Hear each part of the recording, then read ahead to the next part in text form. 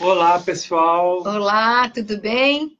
Boa noite. Boa noite, estamos aqui novamente para passar para vocês um pouquinho como foi o nosso dia. Um dia intenso, estamos trabalhando muito, realmente é bem puxado, porque a gente começa cedo, e são muitas palestras, e no final do dia ainda tem alguns momentos de confraternização que a gente tem que estar para entender um pouquinho sobre a realidade de outros grupos. E agora à noite nós tivemos um momento bem agradável, que foi um jantar oferecido pela Associação Escocesa, com comida típica, com histórias típicas. Foi bem interessante. Mas cientificamente também foi um dia muito legal. Tivemos inicialmente uma reunião logo cedo para discutir um pouquinho sobre o papel da aliança na esclerose lateral amiotrófica, né, e o papel da aliança junto às outras associações mundiais. A aliança tem um papel um pouco tímido hoje ainda, mas a gente pretende que ela seja uma instituição mais forte, que possa trazer novos projetos, que possa apresentar novas estratégias para o mundo, já que reúne alianças, reúne associações de todos os locais do mundo. Então, essa troca é muito importante para nós. Tivemos, então, uma manhã bem intensa, e no final da manhã tivemos uma palestra com um médico muito legal, um médico canadense, chama David Taylor, que contou um pouquinho sobre a trajetória da esclerose lateral amiotrófica em relação a um update mesmo, uma atualização de tudo que tem sido discutido sobre a esclerose lateral amiotrófica. Então, ele apresentou todos os tópicos que haviam um envolvimento ou um desenvolvimento antes de 2012 e depois tudo o que aconteceu depois de 2012. Então, ele colocou como 2012 um marco, porque foi quando ele se inseriu efetivamente no tratamento da doença, né? Ele é um investigador, é um pesquisador, uma pessoa muito envolvida, inclusive ele deu uma palestra para nós muito maravilhosa em Dublin, no penúltimo simpósio, e nesse momento ele contou um pouquinho, então, sobre o que está agora acontecendo com a esclerose lateral amiotrófica. Quais são os marcadores mais importantes hoje? E de forma muito forte, a avaliação genética, a análise genética, a detecção das alterações genéticas é o que efetivamente tem mostrado a grande diferença no tratamento da esclerose, que vai mostrar a grande diferença no tratamento da esclerose lateral amiotrófica. Então, os estudos estão envolvidos em detectar como tratar cada disfunção genética e como que cada uma vai ser um tópico diferente, como uma vai ter um foco diferente, porque, como vários profissionais falaram, ela é uma síndrome. E como síndrome, a gente precisa entender todas as nuances da doença para que a doença tenha efetivamente uma cura. Tem muitos estudos mesmo sendo realizados, e isso é muito legal, porque ele mostrou, se vocês puderem dar uma olhadinha no que o Jorge postou hoje, o Jorge postou vários slides sobre a apresentação dele hoje, e esses slides mostram claramente qual era a alteração antes de 2012, o que eles pensavam antes de 2012, e o que hoje é feito para a esclerose lateral amiotrófica. Então, como eu falei, foi uma aula muito rápida, muito intensa, com muitas informações, difíceis até da gente assimilar, porque o update mesmo, a atualização, tem tantas coisas sendo feitas que às vezes é difícil a gente acompanhar quantas coisas que estão acontecendo no momento no mundo. Agora, eu achei importante que o Dr. Taylor explicou que existem realmente diferentes tipos de ela. Eu acho que uma questão que a gente sempre questiona, né? Por que tem uma ela que é rápida, uma ela que é tão devagar? E eu coloquei todos os posters do Dr. Taylor, todos sem exceção, estão postados no nosso grupo hoje por volta do meio-dia. Eu disponibilizei para vocês todos os posters. E nesses posters, vocês podem ver que ele dá uma explicação bem clara para isso. A ela desenvolve diferentemente de acordo com que modificações genéticas, proteínas, que tipo, o que o paciente teve afetado em sua ela. Então, tem pacientes que têm a mutação do SOD1, tem paciente que tem o C9orf72, tem paciente que tem outras mutações. Hoje já tem mais de 30 mutações identificadas. Então, dependendo do que o paciente tem essa mutação, que ele vai desenvolver a doença. Uma ELA diferenciada. Né? Então, existem elas realmente que são muito mais violentas. Hoje não é só simplesmente ao fato, é óbvio que a gente já sabe que a ELA bulbar é uma ELA que desenvolve mais rápido do que a ELA apendicular. Isso a gente sabe. Mas não é só isso. Essas mutações influenciam totalmente no tipo de desenvolvimento da doença. Então, nós tivemos um momento muito legal hoje, né, onde eles apresentaram isso bastante, sobre quais são as diferenças e como abordar cada mutação genética de forma diferente. Uma das coisas que mais tem sido discutido hoje na comunidade mundial, e isso é uma das coisas que a gente tem apresentado de forma bem fortemente, é que a ELA está tendo uma classificação muito forte hoje em ela rápida e ela lenta. E esses dois modelos de ELA, elas têm uma diferença em tipos de mutação genética que elas acabam desenvolvendo. Então, há um tempo a gente só tinha o SOD1, o CRF9 e tal. Hoje a gente sabe que tem outras e que muitas outras estão sendo estudadas, as pessoas estão tentando trabalhar para melhorar. Então, tivemos um momento de grande conhecimento, à tarde tivemos um momento muito mais legal, que foi uma parte do congresso que se chama Pergunte para os especialistas. Converse com os experts, e foi muito legal. O foco de toda a tarde foi o trabalho genético, o desenvolvimento genético, a avaliação genética, e a gente sabe que essa avaliação genética, esse detalhe do detalhe que vai fazer a diferença, né? Então, muito importante que eles utilizam de uma forma geral, quando a gente discute todos que eles falaram, inclusive um palestrante acabava reafirmando o que o outro falou, já tinha falado. Porque é um conteúdo muito igual, que por mais que a gente tente diferenciar uma palestra da outra, todas elas acabam indo para o mesmo lugar, né? Para o mesmo conhecimento. O que foi de interessante hoje é que eles utilizam como biomarcador a célula-tronco, né? Que é uma célula que eles utilizam para avaliar e colocar como biomarcador de melhora da doença. Não significa que é o transplante de célula-tronco que vai melhorar, isso é uma coisa muito importante. Ninguém falou sobre isso, ninguém discutiu sobre o transplante de célula-tronco, e sim de um trabalho de mutação gênica, de trabalho na parte genética, biológica, de uma forma muito forte.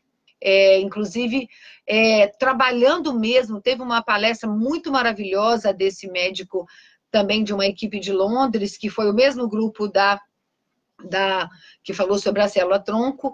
Eles mostraram como hoje a tecnologia é capaz de detectar as alterações celulares de forma muito diferente. Quer dizer, antigamente a gente precisava de uma lupa, né, de um trabalho com lâmina. Hoje é colocado imediatamente em equipamentos ultramodernos, eles fazem a leitura de tudo que está acontecendo imediatamente de uma forma muito rápida. Então, até a gente consegue entender o tamanho do axônio, o tamanho, a velocidade de entrega da condução elétrica, como que forma-se o complexo, o Golgi, que eles chamam. Então, são muitas coisas que a gente viu, coisas muito técnicas. Eu queria só fazer uma parte. A primeira palestra foi do professor Brian Dick. E ele começa dizendo, o tema da palestra dele foi o que causa a ELA. E ele estava dizendo que ele pôs até o primeiro slide dele era daquele filme Os Irmãos Gêmeos, né, com o Arnold Schwarzenegger. E ele fala que os principais estudos que ele fez foram com irmãos gêmeos, para entender por que um desenvolvia esclerose lateral amiotrófica e outro não, né? E aí, dali, ele parte todo o estudo dele e a pesquisa que ele apresenta para a gente. E é muito bacana, né? Esses slides também já estão disponíveis no grupo, né? São muito interessantes. E ele vai explicando tudo e dizendo essa busca, essa caça pelo gene defeituoso, vamos chamar assim, do gene que causa a esclerose lateral amiotrófica.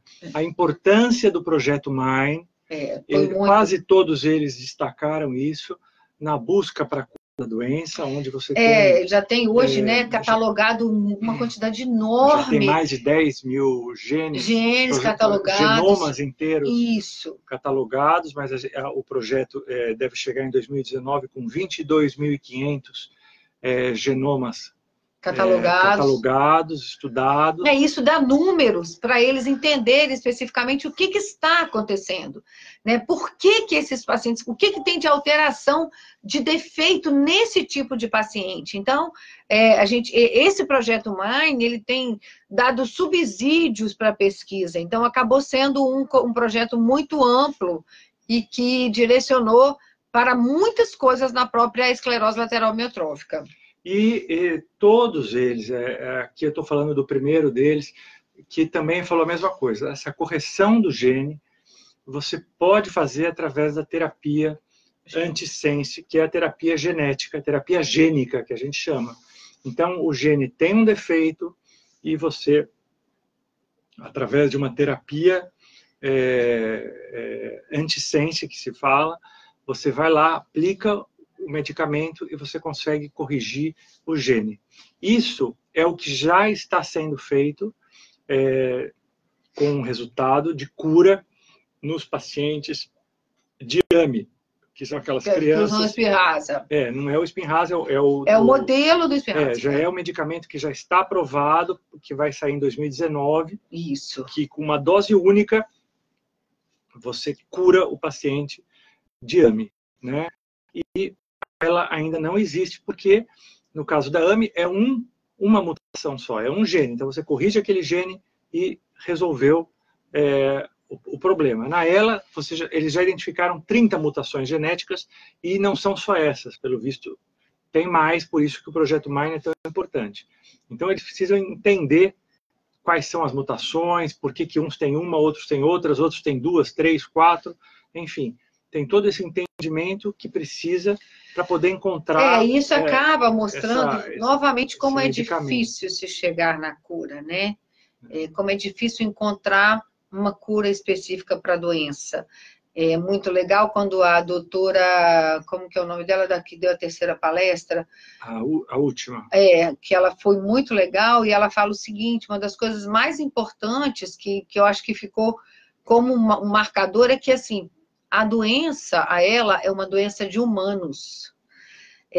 A gente não vê outro tipo de animal desenvolvendo uma doença. A professora Orla Hardman. Orla Hardman, da Trinity College de Dublin. E ela falou que esse é o grande desafio.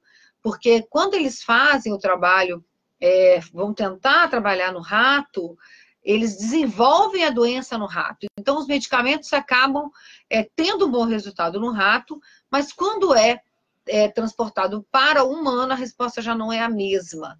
Então, isso é um desafio da comunidade científica, porque ela é uma doença de humanos e não se sabe ainda o que causa, né? Então, teve um gráfico muito legal que ele mostra que a pessoa nasce normal, passa muito tempo normal, 3 anos antes da doença provavelmente acontece alguma coisa e ninguém sabe, e ele desenvolve a doença e a partir daí a queda é rápida e ninguém consegue interferir mais nessa queda.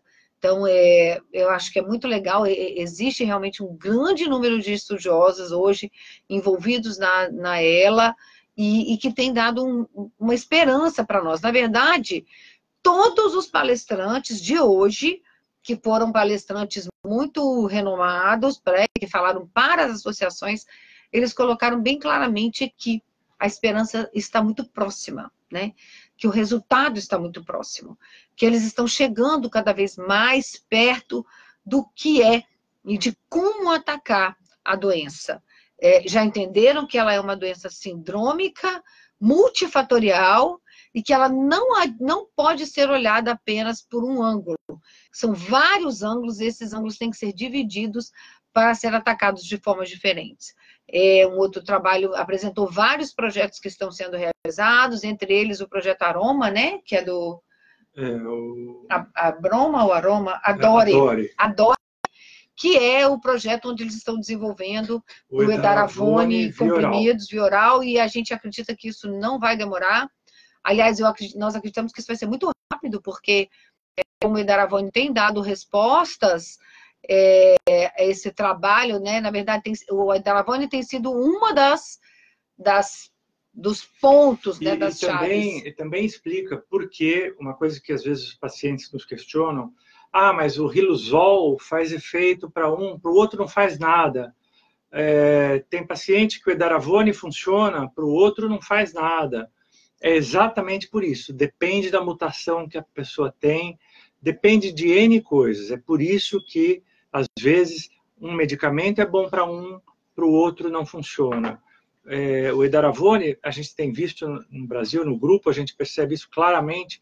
Muitas pessoas têm tomado edaravone, muitas pessoas tomaram e tomam metilcobalamina, e umas dizem, melhora, funciona. Outras dizem, para mim, não funciona nada, não tem efeito nenhum. Isso não é porque você não está tomando direito, ou porque não faz efeito para você. Não faz mesmo, porque você não tem a mesma mutação, a sua ELA não é igual à do seu colega. Ela tem a mutação diferente. Ela é uma síndrome diferente do outro. Então, às vezes, a metilcobalamina, ou o edaravone, ou mesmo o Riluzol, ele funciona para um paciente, para o outro não. Então, é por isso que a gente vê essas diferenças. Hoje, a gente entendeu aqui claramente uma explicação de por que às vezes uma coisa funciona para o outro, não funciona para você, mas não funciona para o outro. A única coisa que ficou clara, que para todos é eficaz, é o tratamento multidisciplinar. Isso é uma coisa que a gente vem batendo desde o começo. Fisioterapia motora, fisioterapia respiratória, nutricionista, fonoaudiólogo, juntos com um acompanhamento psicológico para o paciente estar estabilizado, bem, não entrar em depressão, ter boas noites de sono.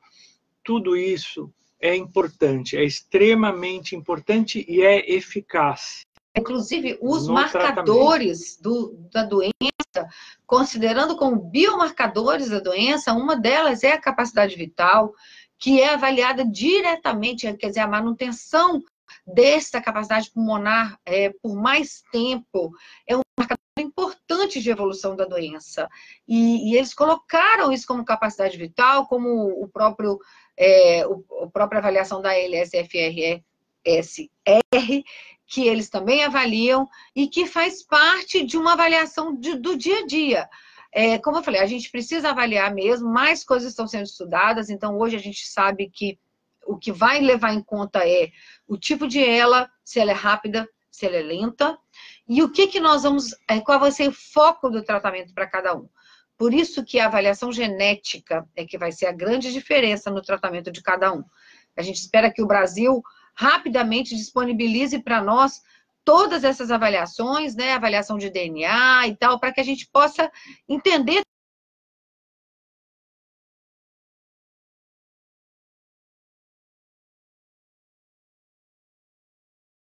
qualquer outro tipo de doença.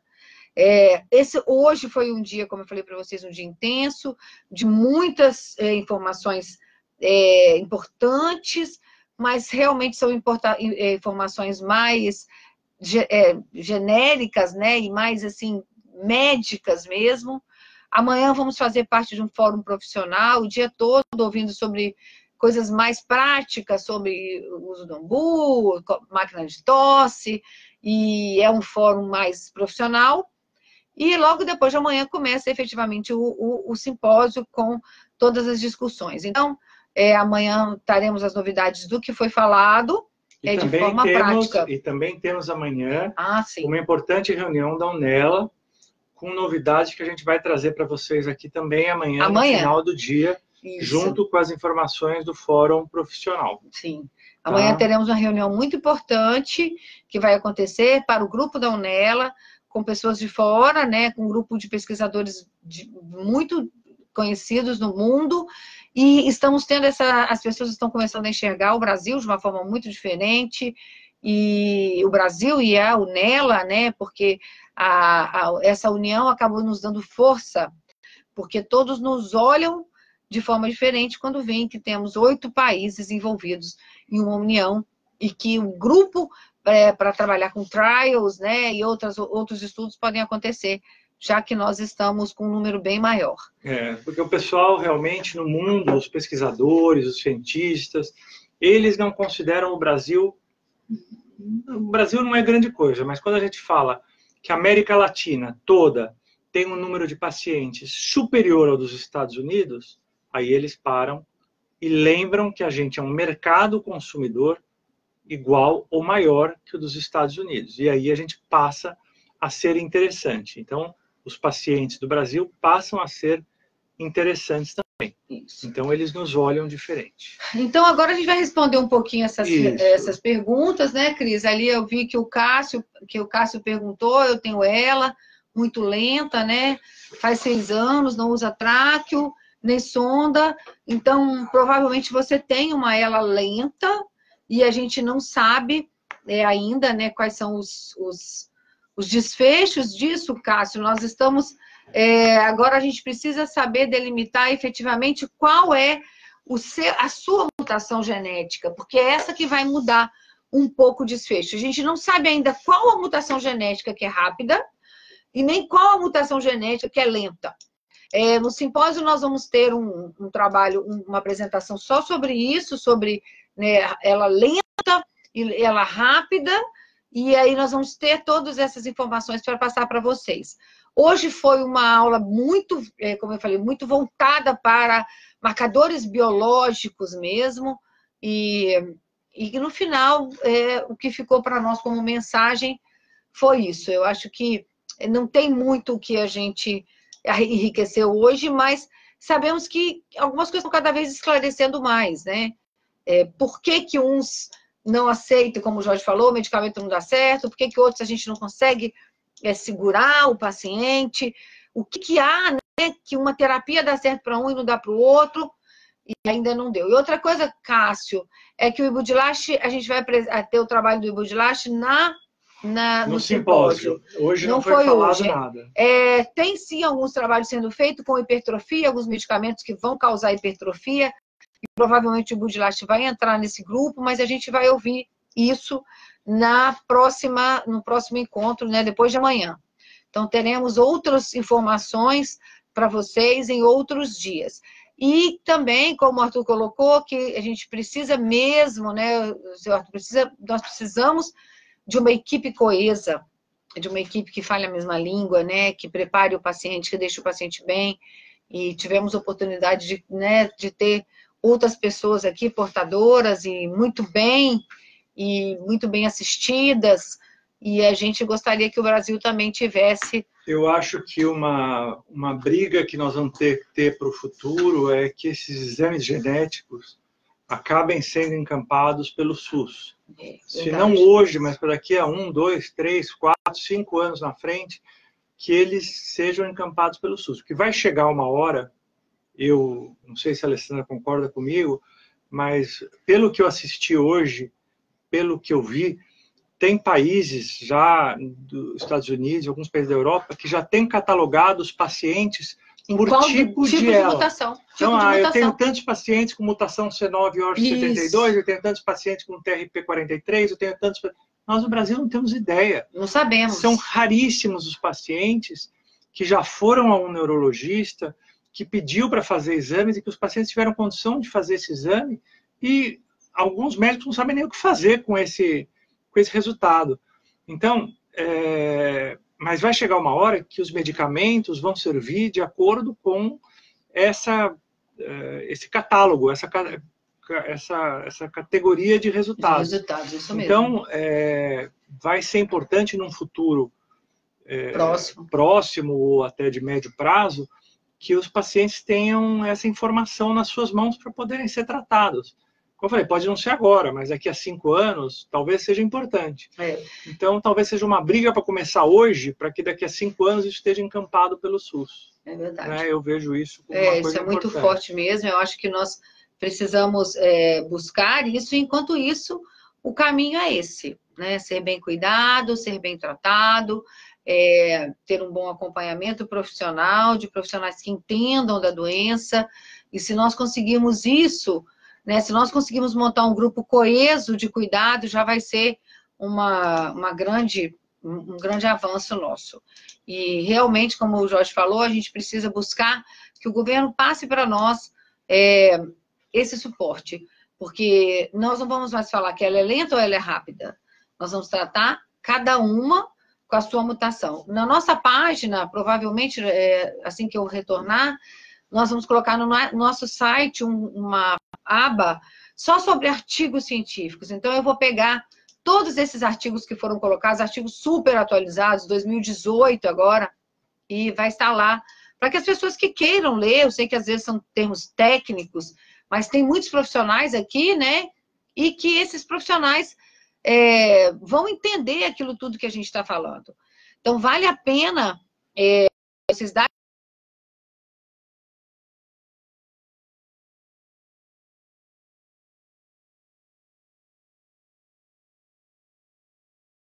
sobre que eu coloquei aquele atendimento disciplinar que falaram sobre sobrevida. Não, falaram que ela está diretamente ligada ao atendimento multidisciplinar.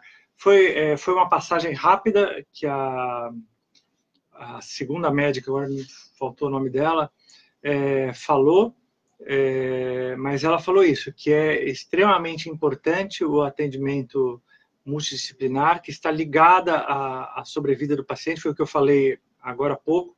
O paciente que tem um atendimento multidisciplinar vive mais, isso independe de qualquer outra coisa, independe até de gastrostomia, independe de qualquer outra coisa. De indicação, né? E como o Jorge falou, o marcador importante, Ana, é a capacidade vital, a manutenção da capacidade vital, é fundamental como marcador de sobrevida. A doutora Chove. De melhora da qualidade, de manutenção mesmo. Então, como hoje foi um trabalho mais voltado para essa parte científica, genética, eles não se aprofundaram na equipe multidisciplinar. Amanhã nós teremos palestras específicas sobre o uso de tosse, sobre disfagias, sobre outras alterações específicas na esclerose lateral amiotrófica dada por profissionais. Hoje o nível foi muito bom, profissionais muito importantes, e logo nós teremos novas respostas. Mas o trabalho amanhã é multiprofissional, nós vamos discutir sobre isso. Teremos essa reunião da Abrela com o grupo de Atlanta, da Unela, né? E teremos essa reunião para apresentar, junto com a Unela, tudo que teremos de novidade no grupo de Atlanta. E eu acho que é isso, né? Acho que é isso. Só respondendo para... Umas pessoas estão perguntando, perderam o começo da live, querem saber, a live vai ficar gravada, nós terminando, vocês podem voltar e ver o começo da live, tirar qualquer dúvida, tá?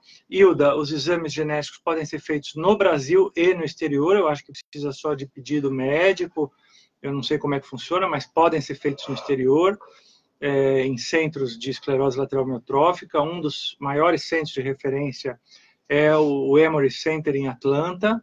Mas a USP também tem um trabalho muito legal. No Brasil tem vários centros genéticos, o Einstein faz, a USP, o Projeto Genoma fazem, e diversos laboratórios de genética hoje fazem esse tipo de exame. Tá? Basta o médico solicitar que mutações que eles querem. Tá? Eu acho que é isso. Deixa eu ver se tem mais alguma coisa. Então, qual é o exame? É o médico neurologista que tem que solicitar os tipos de mutações que ele quer saber. Tá? Quais são os tipos de... só fazer a avaliação do genoma, né? Que aí você vai entender. Está dizendo que está falhando, Marcelo, está falhando. Às vezes a conexão aqui não está muito boa, mas ela fica gravada na íntegra, com qualidade. E aí, se falhou alguma coisa, eu peço para vocês reassistirem, tá? A gente sabe que às vezes fica longa a live, mas nós vamos tentar ser mais pontual, né? Ter um discurso mais pontual, até quando a gente voltar e tiver um momento de apresentar tudo o que foi falado de forma mais específica. Amanhã teremos outro momento, vamos discutir e vamos apresentar o que é que está sendo falado para todos. Esperamos que amanhã a gente tenha força para continuar. O nosso dia começa cedo e vai até agora, né? Isso.